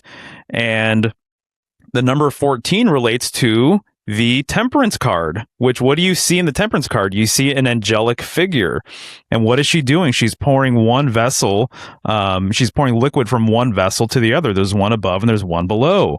When you are studying Ursa Major and Minor, the dippers, the Big Dipper and Little Dipper, you'll notice that because they're constantly revolving around the pole star and because of how they're actually situated in the sky, what you're seeing is this perpetual pouring from one to the other as it revolves around the North Star. And so when I see now these 2 vessels in the Temperance card, the art card, that's what I believe they're actually referencing. I think that's the polar sort of decode with all of that. So I just had to throw that all out there, given the fact that you brought up bears, polar symbolism, angels, all that kind of stuff. That's what I'm thinking of. Brilliant. That's so cool, the alien psyop thing, because if I was to put, as someone that's looked into most fringe things pretty far, or at least, had my ear to the ground about them for quite a long time, if there was any reality to aliens, it seems to be more aligned with demonic activity than little green men from Mars. So for Angelica to be something that you could use with that, it actually really just fits into the theme of the fairy folk, the fae folk. And the other thing I found about Angelica was that you might be able to use it as a journey medicine to open the mind for divination purposes, prophetic visions, shamanic journey work, perhaps by burning it as an incense. Does that sound right, Kyle? It's fantastic as an incense. It really does light up the connection between your higher and your animal self. It really does bridge that gap, like that. Moving from one realm, the underground realm, to the above ground realm. It's beautiful. So Marty says, so what I hear from Dr. Denton is I should roll up a monster joint of Angelica if I'm suffering from alien belief syndrome. This is the wisdom I tune in for. Much love to all the InnerVerses. Thanks for the super chat there, Gnostic Academy. Everyone check out that channel. It's definitely worth a subscription, and be there for their Sunday morning sermons. Really good stuff. Well, sunflower. We had to talk about sunflower. Here we are. Just looking at them brings joy. I see a lion in this flower, really, personally. I see the lion's mane in the petals. I see a face. And then if you look sunflower up online too, a lot of people will actually take some of the seed, where the seeds would be, and they'll create a smile or eyes or whatever. And then it really looks like a lion. But this is one of my favorite flowers to grow, actually. And ours aren't quite open yet. Otherwise, I would have brought some in. But I did show the calendula earlier, and sunflower and calendula are in the same family, which is a huge family, the Asteraceae family, which is a daisy family. And one of the similarities those two have is that they both produce sort of like a resin, right? It is a resin. And if you ever harvest calendula or you harvest sunflower, you'll feel that stickiness on your fingers afterwards. And I don't know if Kyle, if you've ever used sunflower resin in an incense, but I bet it would be freaking awesome because sunflowers, they smell really nice. And I really love the smell of them. There's a warm, resinous scent to them. I really love cooking with sunflower seeds in particular. One of the more, readily available seeds, but you can do so many things with them because you can soak the seeds and then you can grind them into a paste and you can make, some kind of like vegan sunflower cheese if you would like. I have a great recipe for a sunflower pate, which is kind of the same idea, but you're also using potato and a lot of nice spices. So there's a lot of just really great medicinal value in the seeds as well. Very high in vitamin E. That's one of the things that sunflower is really well known for. And sunflower and other seed oils, I feel like over the last handful of years get a really bad rap. And I don't know if a lot of people say don't eat them. They're inflammatory, things like that. And I think one of the most important things about that whole thing is just to find very high quality, cold pressed organic seed oils, and sunflower seed oil as a carrier or an oil to make medicine with is really great. One of the reasons why is because it's really light. Another reason why it's great is because it has a very low scent profile. So if you're wanting to infuse something like lavender or rosemary, something that has a very high scent point to it, sunflower oil is a really good go-to for that because it's going to really impart the scent into the oil. And you're not going to have something, overpowering the scent like olive oil would or something like that. Now, one of the things I learned about this is that it's known as the fourth sister, particularly with Native American tribes. And they would plant sunflowers on the north ends of their garden beds, and they would plant it among corn, squash, and beans. Corn, squash, and beans are the other three sisters. So this is kind of like the fourth sister of a main crop that would be used for food and nourishment and medicine, because all of those plants also have medicinal properties too. And you can use the leaves actually as compresses to kind of, if you're having maybe a skin rash of some kind or any kind of inflammation that's on the surface level, you could grind up the leaves and use it as a poultice. And you can kind of see in this photo, it actually has sort of a heart shape here too. When I see sunflowers, I see strength and I see boldness and I see hardiness. And when you grow sunflowers, or even if you don't grow them or you get to be in the presence of them and you just touch their stalk, they are so just strong and resilient, and they can waver in the wind and they can bounce back and they can become very heavy, but they can actually support their own weight because these top flower heads, that's where all the seeds come. And so they can get really heavy. And so it's really interesting to see the life cycle of a sunflower too, and how the young sunflowers typically follow the sun. And you can watch it throughout the day, that happening. And that's always really nice. It's very nice to be able to harvest these and harvest the seeds, but also if you have an abundance of them, you can leave them for the birds because the birds just go nuts as the fall comes. They will just go crazy for this. One of the other things I learned recently is that the Aztecs called this a shield flower. And because of its correlation with the sun, they would actually use this as a means to honor the war gods. And when you hold a sunflower in your hand, if you ever cut off the flower itself, you really do feel that protection, that shielding that could come. So there's a lot of little clay medallions that I found that have sunflowers on them. In Mexico City, a lot of times sunflowers will be left on altars just to show the reverence that they have for this flower and how important it is to them. Because not only was it that aspect of the sun and the war god, but it's the food, it's the sustenance that comes from it as well. So I feel like there's so much to offer with this plant. And then also Herb of Apollo. And I have to shout out Maxine Miller, one of my favorite artists and illustrators. She has a wonderful illustration of a sunflower, and she has Apollo in there. And the way she depicts it is just really nice. And she brings the bees in with it. So you can look that up too. If you just look up Maxine Miller and you can find her print, it's a glorious print. Also associated with all the sun goddesses as well. I'm pretty sure I read that Demeter is usually associated with sunflowers, if I'm not mistaken. Love it. Yeah, I was just going to say real quick, I think it's interesting that this shield business keeps on coming up. Oh, there you go. There you go. Yeah. That's so cool. So the shield flower, and then I brought up earlier on the sun card, you're generally going to see a brick wall, right? So the shield being for protection, it's a barrier, it's a partition, and then you see that wall on the sun card. And for a long time, I wondered what that's all about. And I know I've mentioned it before here, probably forever ago, or maybe during Gemini season, I can't remember. But a lot of hero twins are associated with building the first wall in like a town, and they're credited for founding the town. So Romulus Remus in Rome, they built the first brick wall. Brick symbolism relates to the sun because you bake the bricks outside traditionally, and you would start baking bricks, and you would resume building projects when the sun returned during Gemini season.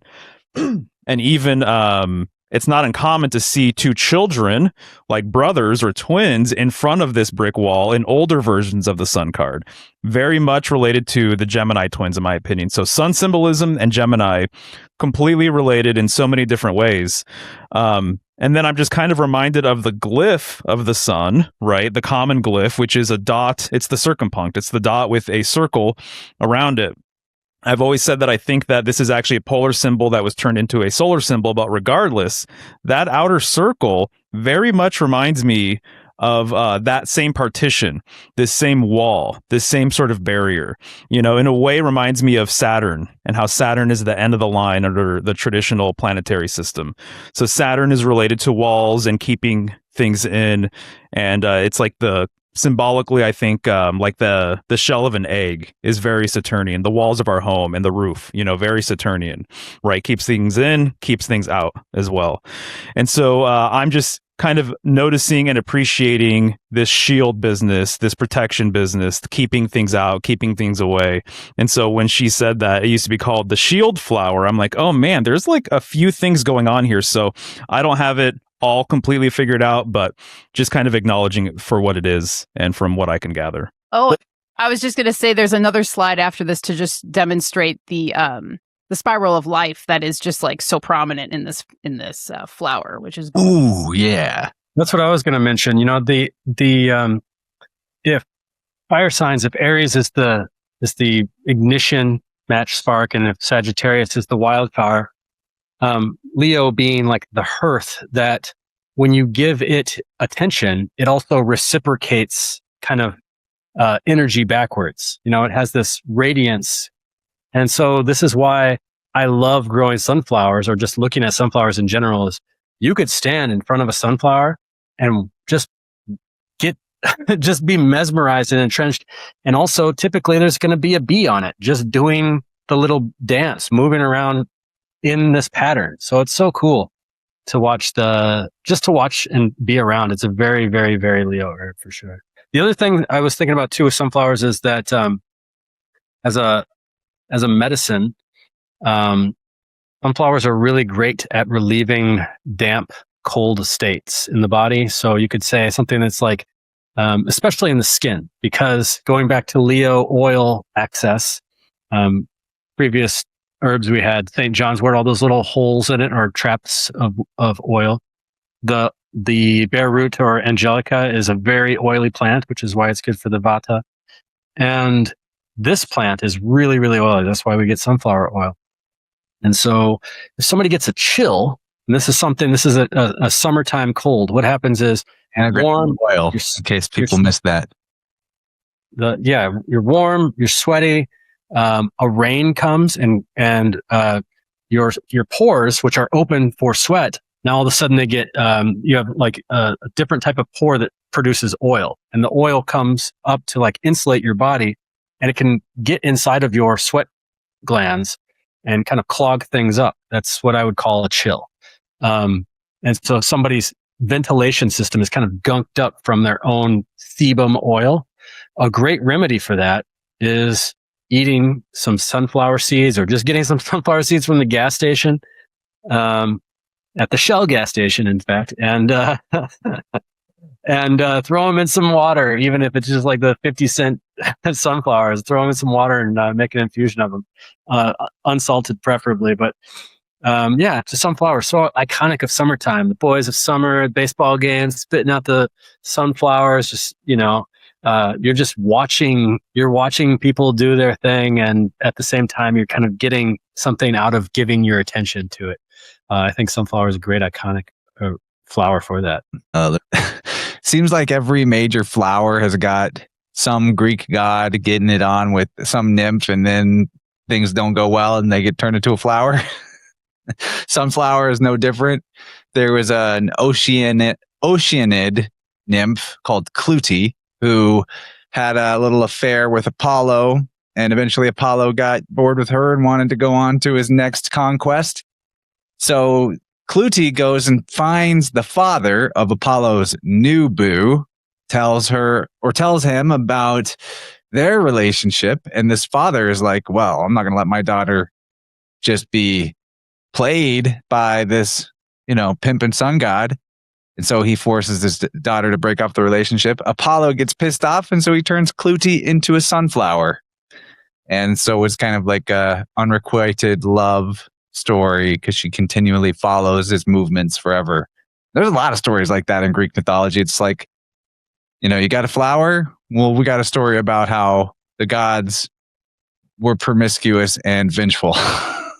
That's their thing. I wonder if there are any body parts named after Clute. Well, let's just look at the strength card or the lust card, I should say. Yeah, right. on the Thoth deck. Just real quick, I'm just noticing right now too, we have corn and sunflower growing, and they both kind of provide a little privacy. So they shield us from, people who might be driving by or whatever. So I wonder if that's kind of something too, just like, the actual, just how these plants are and how tall they get and everything else that they shield and give you a little privacy potentially. I don't know, maybe perhaps that's the wall. Just a row of sunflowers, right, just growing. There's one thing about sunflowers that I thought was kind of neat too, that Pizarro, the explorer South America in 1530s, he claims that the Incas had a sunflower sun god named Inti. Sunflower was the image of that god, and that the priestesses wore gold discs that were made to look like sunflowers over their breasts, kind of like, your Hawaiian coconut bra, as a honoring of Inti, their sun god. Hawthorn, man, this one is just really deep. There's a lot going on with Hawthorn. Excited to hear Kyle break it down for us. Yeah, the craggy Cretaceous. Let's see. I think of Hawthorn as the archetypical heart remedy. And to see why, I think I'll take this to a distant angle of observation like this Aquarian normally does. And let's begin with the cycle of the year. And for those that didn't follow their Pope's calendar and know that Beltane is May 1st or 2nd, they relied on the blooming of the hawthorn. When the hawthorn bloomed, Beltane was then. So sometimes it was a couple days earlier, or sometimes it was a week later. But Beltane, the connection with the bringing back of light of the sun, is here's a solar idea, right? Then we have this is a picture of a plant of the hawthorn tree that I took. This is a tree, by the way. And it's a relative to the apple. I believe that the apple may be a cultivated version of the hawthorn. So think about the apple and all the things apple related. And I'm not saying that it's a 1-for-1, but it's very close. Apple a day keeps the doctor away. The apple that's on the back of my computer and whatnot. And so very similar looking fruits, very similar looking blossoms. And then one thing that's really noticeable about the hawthorn tree, as you can see in this picture here, that I took, this beautiful rainbow that just, this is a tree that's associated with the Fae folk, and I'll get there. But the most obvious thing to me is the massive thorns, huge thorns. Their seemingly only function is for offering space. Chance, InnerVerse stepped on one last year. You stepped on one? Jenny did, yeah. Oh dear. Would you mind going to the next slide, please? Okay, so here's the berry. You see the five petals that were formerly the flower, and little tiny looking apple-like things. Now, when this tree is in fruit later in the year in September, it is abundantly red, just offering this redness. Okay, so here is a whole bunch of gifts, and just like me, when I have a healthy heart, and when I say heart, by the way, the word heart is baked into the language. You know, we have in its stages of spiritual, emotional, mental, physical. Like when we say that people have a lot of heart, we're not necessarily talking about like a pathological abundance of tissue, right? Or a broken heart. We're not like, oh, I got to get in there and sew that thing up. We know what it means. It's whereas we have to kind of use our imagination with a lot of other organs. Like you got a lot of gall to say that, this is gallbladder, so on. But with the heart, it's really easy to understand that this has kind of survived in the language. So when I have a healthy heart, and I'm talking about physical, spiritual, mental, emotional, all this, I can radiate my abundance like this hawthorn tree with its red fruit, by the way. It's very tempting and reminiscent of the blood. And therefore, y'all can come and get my abundance. Come and get it. Just like the toroidal field opens up and it peaks. And when it peaks, it comes back in, and we offer ourselves that all of that we, for being in this space, we're taking in everybody else's impressions. And then I also have the boundary. So I say, yeah, come and take my fruit. You could take as much as you want, but don't take advantage of me. Don't take advantage of it. You got to be mindful when you're coming to get this stuff. You got to be careful, because if you don't, I'm going to stab you. That's kind of the archetypical remedy of a healthy heart to me, is that we could share what we're offering, and then we can also protect what we're offering. And the toroidal field, now zooming back out again from, in my view, if you can go to the next slide, please. This is a hawthorn tree from the wintertime. And I took the picture with the expanded lens. Okay. I know that not everybody admits that when they take like a fisheye lens photo, but here I am doing that. But, I do want to illustrate that the picture of the hawthorn tree has it has a lot of signatures of the circulatory system, where it's craggy and it crosses, and it has a very circulatory-like feel. But it also has the toroidal-like feel, because the roots are very, very similar root structure to what we see above. So when we picture in our mind, and I even have a slide here, the next one maybe, there's this is the Celtic tree of life, which is often said, like if you're wondering what that is, it's always said that it's an oak tree. Well, a Crataegus or a hawthorn tree to me is like a mini aspiring oak tree. But if you look at those leaves, those don't look like oak leaves. This is the normal stylized tree of life. And so it's a symbol. It's a symbol of this toroidal aspect, this sharing. Here I am in my central pillar, my central axis, my shushumna, the quiet central stillness, shushumna, right down the center, and then boom, everything else that dances around, everything that I can offer And so I see the Hawthorn tree really symbolically here in the Celtic tree of life, but also what the Celtic tree of life can also represent is that toroidal healing heart space, the healing heart, the healthy boundary, that when Chance strikes his tuning fork, he could feel 6 feet away. And if you have really, really strong heart field, you could feel it 7, 8 feet away. Or if you have a really good practitioner like Chance, you could feel it for a long ways away, maybe an infinite amount of space away, depending on what you're looking for.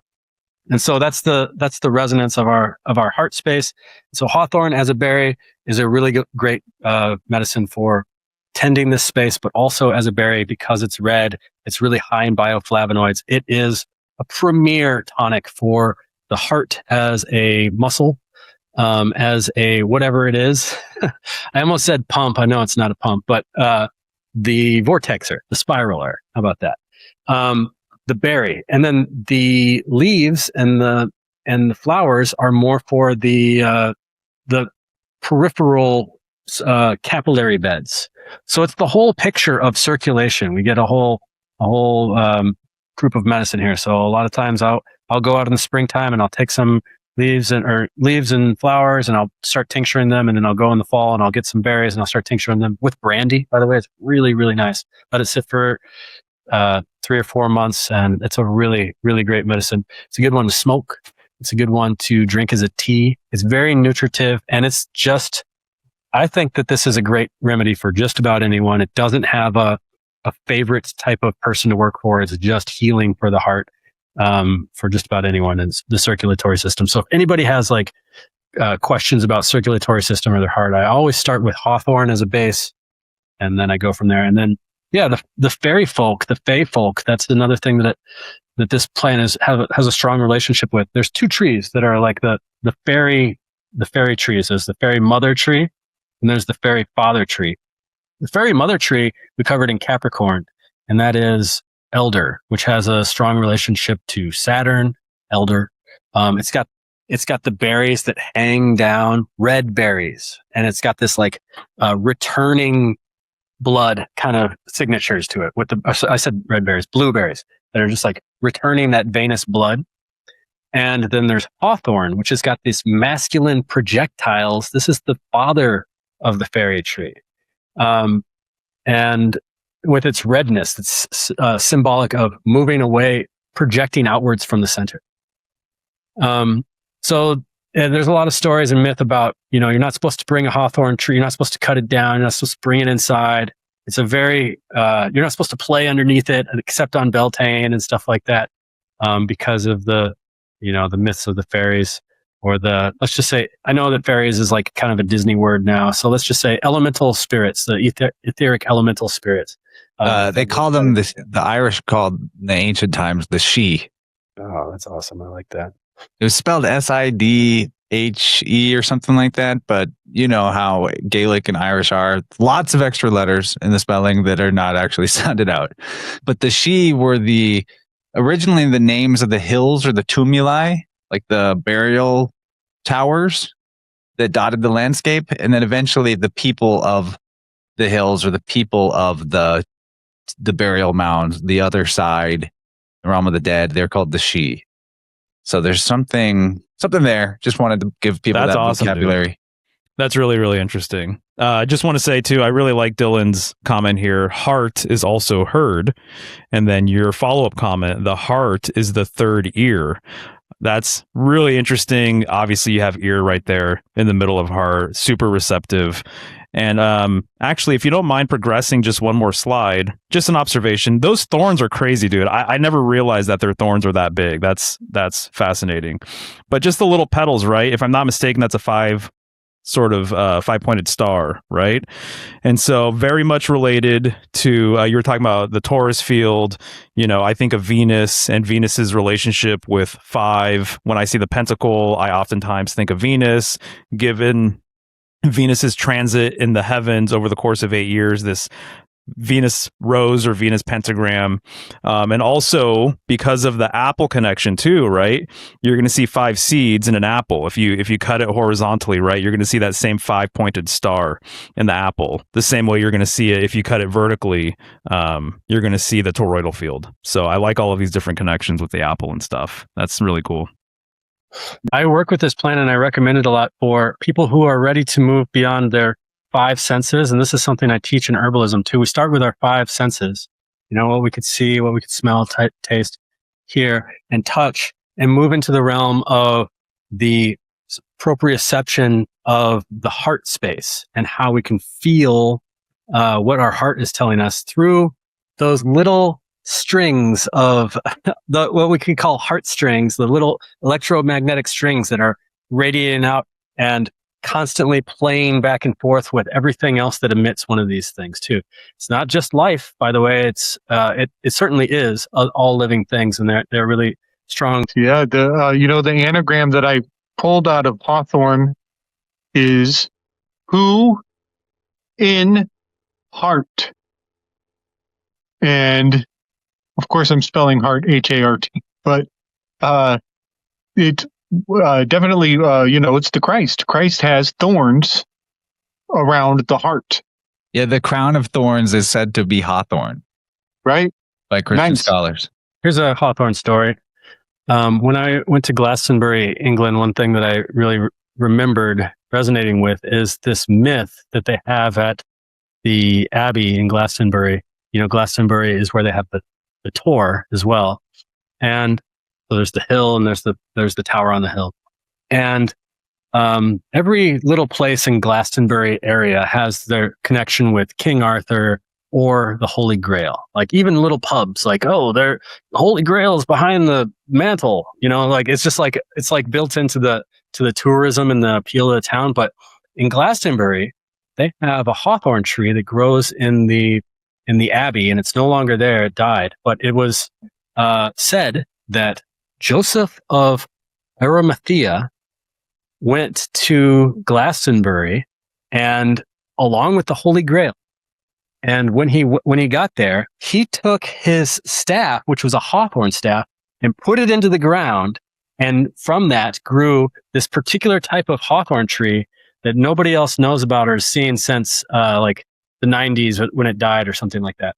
And this type of hawthorn tree was it bloomed 2 times a year, once for Beltane and once for Christmas. And so that story's always stayed with me. They have like, and they would send a sprig of it to the queen every Christmas, and she would decorate her Christmas dinner table with it. Yep. Yeah, that story always stuck with me because I was like, okay, wait, Joseph of Arimathea, he was the one that took Christ off of the cross, and they said that hawthorn might be the crown of thorns and all this stuff. And he had his staff, and he goes to what we now call England, like 34 AD? And then, so in order for this story to like kind of make sense, going from where, you know, Israel to what we now call England, we have a lot of fuckery with the historical narrative and the geography, but it doesn't have any deterrence with the gravitas of this tree. Like people honor it because they're not like, it is said that Joseph of Arimathea. They're like, Joseph of Arimathea came here, and that's how we got this tree. By the way, there's fairies up there, and there's all, you know, this is a magical place. And so I always thought that was really interesting that it was just like a matter of fact kind of thing with Joseph of Arimathea. And so since you mentioned Joseph earlier and the other Josephs in the Bible, I thought I'd bring that up and see if you had any thoughts on that as well. Nice. I think you summed it up nicely. Also, Crataegus, I would guess, is probably a connection to the strength card in Leo, because Kratos in Greek is strength. Oh, nice. Right, and if you make your baby in Sag, it'll pop out in Leo, I think. Yeah, I think that's a 9-month span. Is that right? Oh, no, that's not right. You want to do it in Scorpio season. Yeah, right before it's Sag. this. I've been plotting this. Yeah, totally. Just riffing on a few things real quick. the Leo connection here, potential Leo connection here, and the whole myth. I would look it up if our internet was faster, but the whole mythology about removing a thorn from the paw of a lion, right, is a thing. And then we're talking about the line of Judah and Christ's crucifixion, all that kind of stuff. And then also the UK connection with the lion is interesting because in the official UK coat of arms, you see a lion, and then on the other side, you see a unicorn. And I've made a video, and I think I have the receipts for it, that the unicorn was once a mythological creature that designated Cancer. So I think what you're seeing actually is this interplay between Leo, the lion, and then the unicorn being symbolic of Cancer. And the unicorn is always chained too. That's something that you'll notice. And I see it that the unicorn's horn is actually symbolic of the world axis as well. Okay, hold on. I think the paw story you're talking about is Androcles or something like that. He is a runaway slave, hides in a cave. There's a wounded lion. He helps the lion get the thorn out of his paw. And then later he's caught and he's thrown to the, in sort of that like classic mythical execution in the arena. The animals are set loose on him, and the same lion is there and it doesn't eat him because they're friends.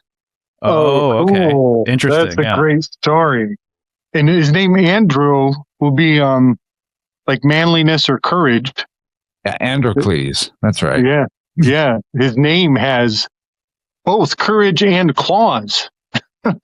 Like manliness and claws. It's all in his name. Well, even core is the same root as core, heart. Heart and courage. That word, courage, is actually referring to the heart. All right, so the name is like Braveheart.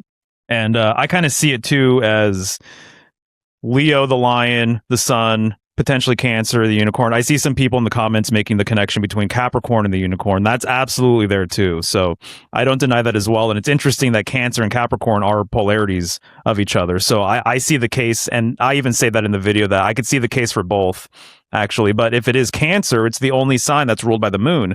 So you have the only sign that's ruled by the sun next to the only sign that's ruled by the moon.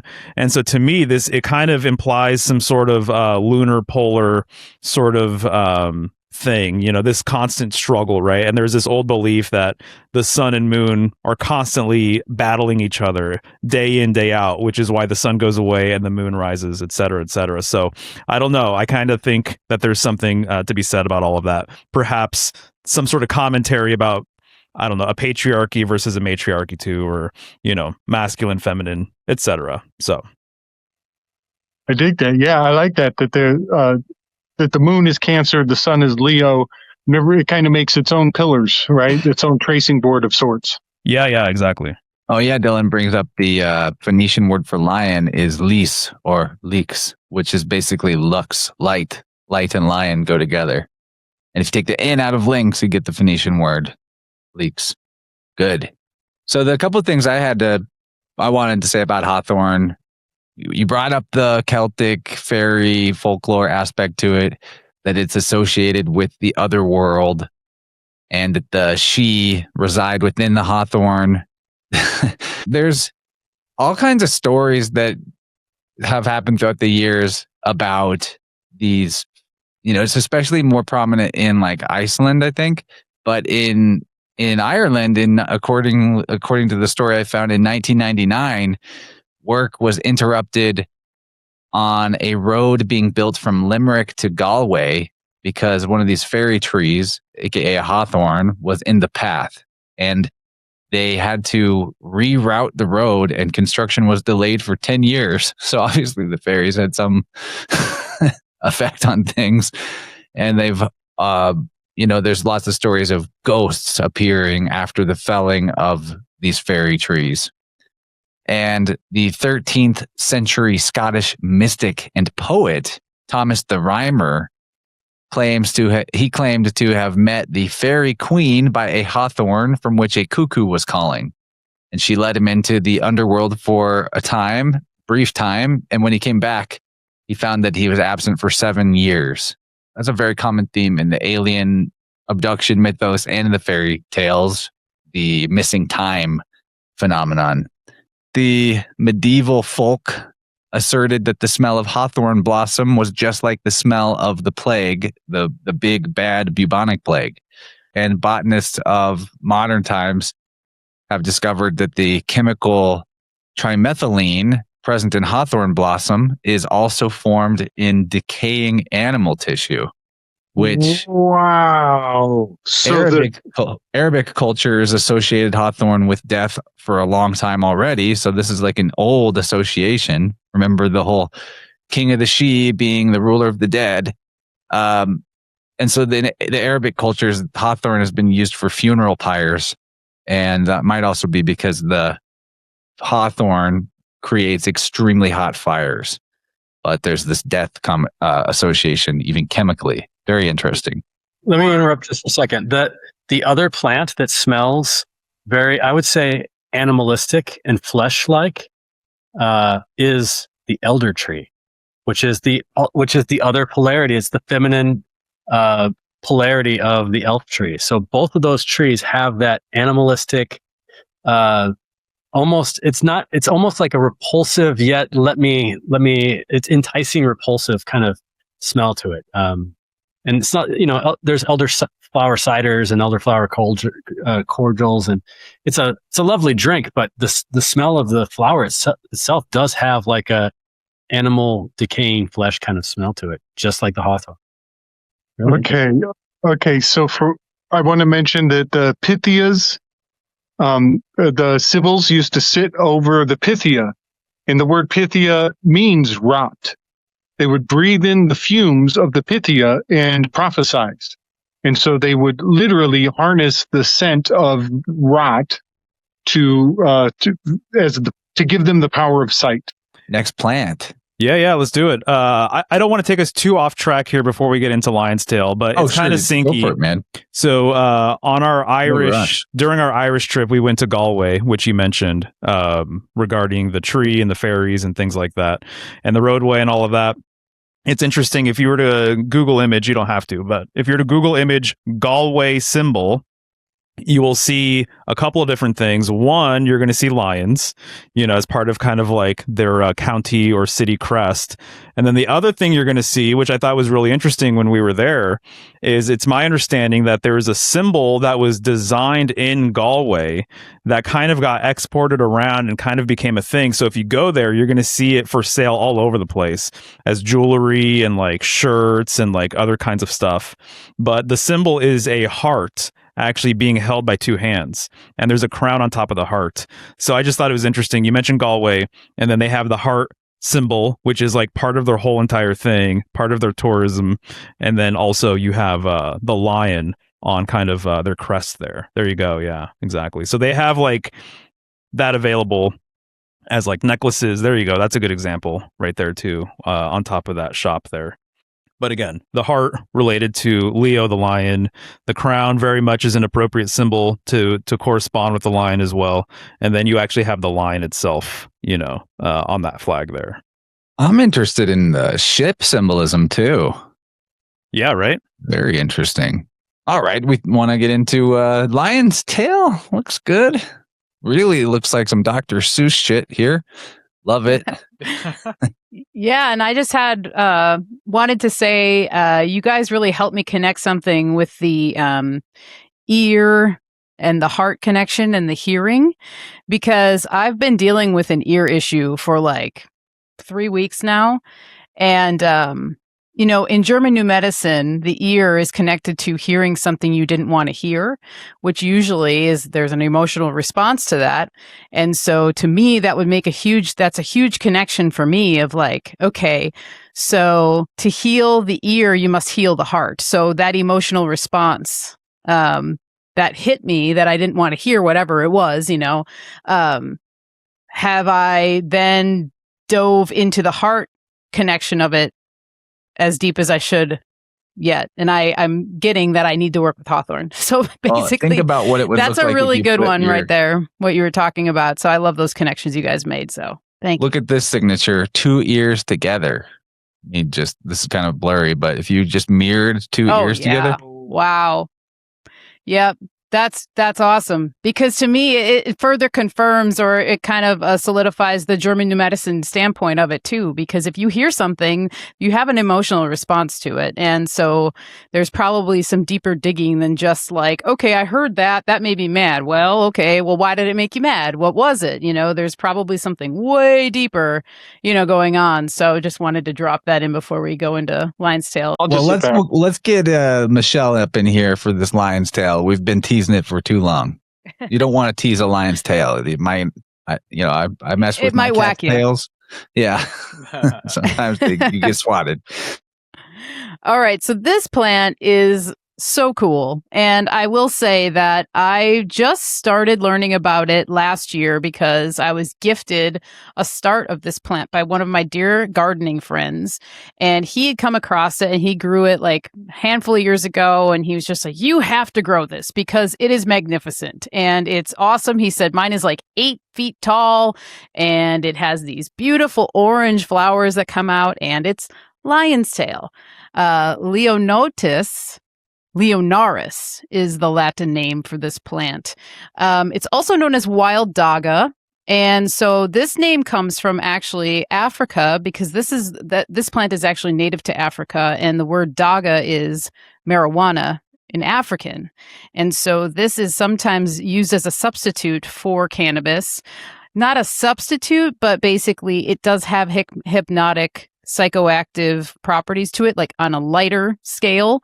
When it's smoked, you can smoke the leaf. You can also smoke the flower itself, but it's used ceremonially, to go into trance states along with music, drumming, fire circles, things like that, in the native land of Africa.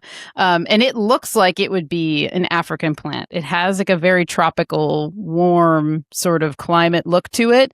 And I will say that mine did not come back this year. So in a colder region, it will be an annual, and in a warmer region, it will come back each year. So this, like Motherwort, is also in the mint family, which we've talked about this before, but for people who don't know, can always be indicated by the stem. The stem of all the mint family plants are square. This is a really hardy plant. It has that same sort of spiky property as Motherwort does, actually. So I've gotten a lot of experience learning about this plant just from growing it and sitting with it. And that's where I've gained most of my knowledge from it. I can't say I've smoked it myself. I actually regret not harvesting the leaves sooner. It just got away from me last year. So, but just seeing this, it's just like, to me, it's so magnificent. Leo signatures everywhere. It's really cool. I do know from research that they will use it as a remedy for snake bites and scorpion stings. And so that doctrine I was just talking about with the spiky seed pods again kind of comes through. It will sting you. So it's also the antidote for stings. Also learning that it promotes circulation of chi, which, again, just looking at this, there is so much vibration coming from this plant. And when you're in its presence too, it's very striking. It makes you stop and look at it and want to understand what's even going on here. Because as you said, Chance, looks like Dr. Seuss. It really does. It's almost cartoony in its way and how it looks and how it grows. Because the other thing I noticed about its growth pattern, it reaches for the sun. So if it's in an area where there's not a lot of sun, it will contort itself and twist and turn and bend to get more sun. And that's what I noticed with ours, that it really was leaning in to get more sun. So there's another Leo quality there as well. This is a hummingbird attractor. They love the flowers. Hummingbirds just love the long flowers, of course, because they can get their beaks down in there. So that's another really cool thing about it too. If you're wanting to attract hummers to your area, this would be a really good plant to grow. And it does grow very tall. Ours got to probably about 7 to 8 feet tall. And it's pretty hardy when it's in the summertime. So it's the two leaf signature reminds me of hummingbird wings, honestly. Oh, yeah. And actually, speaking of the leaf, if you go to the next slide, this is one of the younger leaves here on the right that I took a photo of, and you can see that heart shape. And then as it grows and it gets taller, then they'll straighten out a little bit and they get a little longer. There's also a couple varieties of this plant too, so that should be taken note of. And then I had to showcase these the flower pods and where they come from, and that spiky nature that we were talking about, that the antidote for a sting or a bite is kind of right there in this plant, and it has that same pattern like Kyle was showing us with the heartbeat, through with the Motherwort. It's just not as many as Motherwort has, but it's still very much like that. When you look at the stem and you look at the plant as a whole, it has that same pattern. So this is definitely a heart remedy as well. You can use it for just calming. You can also use it for headaches and palpitations and inflammation and things like that. So I highly recommend people do their own research on this one, because as I said, I'm still learning this one, but I had to bring it into the fold just because you can't deny that this is all Leo all day. Really reminds me of the Nemean lion from Hercules' 12 Labors, because its golden fur was impervious to any weapon or attack, but its claws could get through any armor. That's what it makes me think of. It's got these it's because a lot of these plants are about the protection, but they've got claws too. Right. And some versions of the strength card, I made a post about this on Instagram. Some versions of the strength card actually depict Hercules fighting the Nemean lion with his club there, which I think is interesting and makes a lot of sense. Even the leaves have jagged teeth, or sharp claws. It's all spiky and jagged. Well, guys, you want to go around the horn and give some closing thoughts? I think that we've done a great job tonight. Yeah, thanks, man. And thank you guys, as always. Thanks, everyone who's tuning in. Yes, this was a good time. I was looking forward to it. If people are interested in what I'm up to, you can check out symbolicstudies.com. Check out my channel, Symbolic Studies. I do tarot readings. I do design work. I do consultations and study sessions, things like that. So if I can help you on your symbolic journey, just reach out. And I'm looking forward to the next one as well. So I really do get a lot out of this. And I love this crew. So you guys are all very much appreciated. And Chance, thank you for being vulnerable earlier and kind of sharing your guys' recent experience and stuff. My heart goes out to both of you. So just much love all around. Lots of gratitude, guys. Kyle, what about you, buddy? Yeah, this whole show is a medicine for me too, I get a lot of medicine out of hanging out with y'all. I really appreciate you, Michelle, Mario, and Gabe, and Chance. I'm proud to be on here, but then it's also very humbling for me because I learn lots of stuff and it's good medicine for me. I take that medicine back with me and I make it. So that's what I do. I make medicine, use InnerVerse code. So thanks, y'all. It's always a pleasure. And congratulations, Chance, on the big 100 episode. It's awesome, man. I love this show. Man, yeah, ditto. I'm super stoked on number 100. This is cool. So to give my plugs, just hit up InnerVersePodcast.com or the show notes of any episode to see some ways you can support me. There's lots of ways. One of my favorite ways is that through Tippecanoe Herbs with the InnerVerse coupon code, you get a discount, and Kyle generously not only gives you a discount, but gives me a kickback. So really appreciate that. And if you want to get a tuning with me, we're about a month, 5 weeks maybe out in terms of booking availability. So if it's something you want to get done sooner than later, the sooner that you hit me up, Chance at InnerVersePodcast.com, the sooner we can get you on the calendar. I'd love to do more tunings for people. It's a very, very awesome modality. But other than that, it's been quite a good journey tonight, lady and gentlemen. Thank you so much for everyone who's here, and we'll wrap it up for now.